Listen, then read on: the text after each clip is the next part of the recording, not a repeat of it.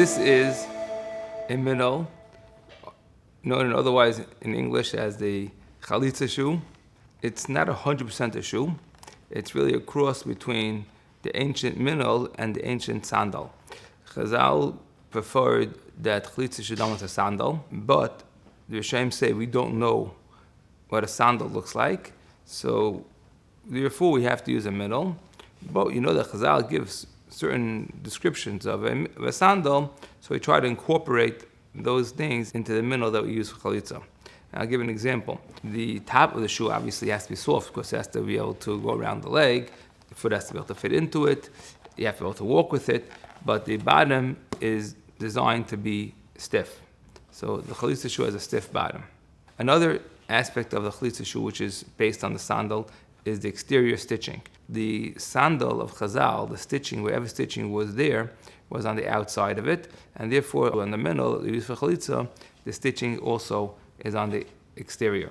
The shoe has these buttons called krosim or chamarta in the Gemara language. These are buttons made of leather, and these hold the shoe onto the person's foot. In addition to that, we have the straps. One reason is to make it more like a sandal, and the other reason the Gemara says is because you want it to be a chalitzah mal yasa. It should be a good chalitzah. She should pull off. It should be very clear that she's pulling off the shoe. So if the shoe is small and easy to get off, and she just touches it and it comes right off, like some people's slip-ons, the loafers, those things that they just slide right off, and you can basically pull your foot out of it. So that wouldn't be a chalitzah mal yasa. So we secure the shoe to the chalitzah's foot very well. We have a snug fit, there are buttons holding it on, and straps.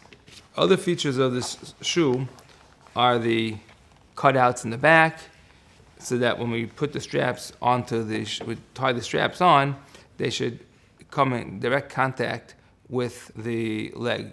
There were different minhagim how it was done. Some of the shoes that I've seen had very small cutouts here in the back and additional cutouts on the side. So this way it came in contact with the back of his leg and the side of his leg. This style of shoe has a wide cutout so that it contacts the back of his leg and the sides at the same time. Other features of the shoe are that the upper part of the shoe is low, has a low cutout. This area here is not supposed to go higher than the ankle. There are two minhagim about what type of lace to use to stitch around the edge. The most popular minhag is to use white, but there are some shoes made with black. And the difference between white and black is that in the time of Chazal, they used white lacing. So do you want our shoe to match Chazal's time, or do you want to give it a contemporary real shoe effect by using a more contemporary kind of lace, which would be black? The same would hold true of these straps that we use to wrap around the shin and shank of the chayleitz. Are these supposed to be white or black? And it's the same question and the same reasons. The Maisa, I've seen shoes made with black or white lacing over here, but the straps, I've never seen any shoe made except for white. Everything from the shaft, the upper, the counter, the sole, every part of the shoe is made of leather. Machlekes in the Gemara and machlekes in the Poskim whether any of these things can be made from pishton or basar here. But the Maisa, the halacha is, and that's the minhag, that we use exclusively leather from a kosher animal. One thing is that you have to use veggie tan leather. What's veggie tan leather? The tanning agents come from plants, and there's no oil used in the process. There is a process of leather making called oil tanned, but the poskim say not to use oil tanned leather for chalitzah shoes. Leather has two sides to it.